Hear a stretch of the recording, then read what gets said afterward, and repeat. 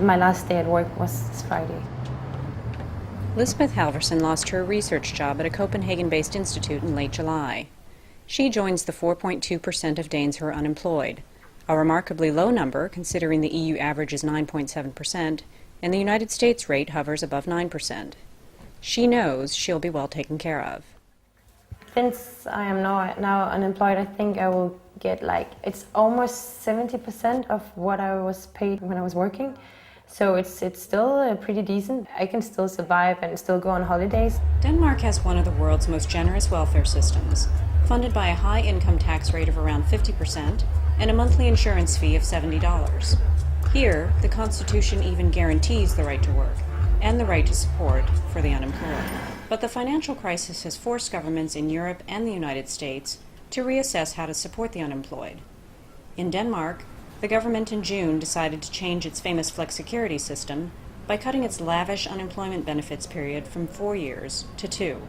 So in that way, I'm lucky. I can survive here for 2 years without getting a job. But I don't want to survive. I want a job so I can get some work experience and get some meaning in my life.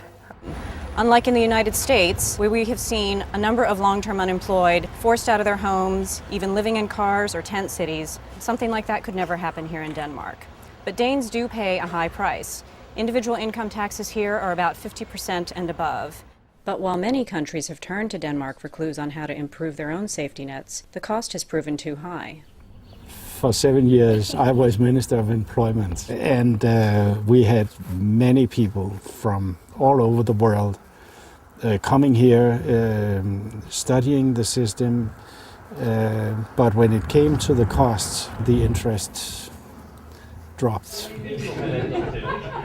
Now, to reduce costs, the government is focusing on getting people back to work quickly, and it has intensified job training and placement programs to reduce their time on unemployment. Danish studies have shown that the longer people collect benefits, the less likely they are to find work.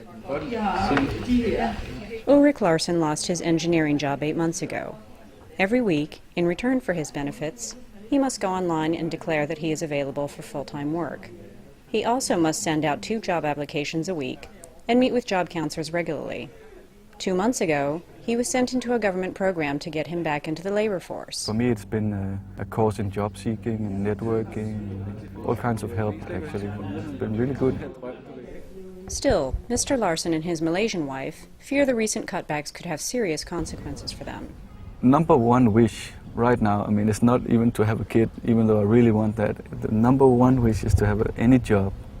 I have to convince myself not to maybe apply for a cleaning job because they will hurt my career as an engineer. And you too.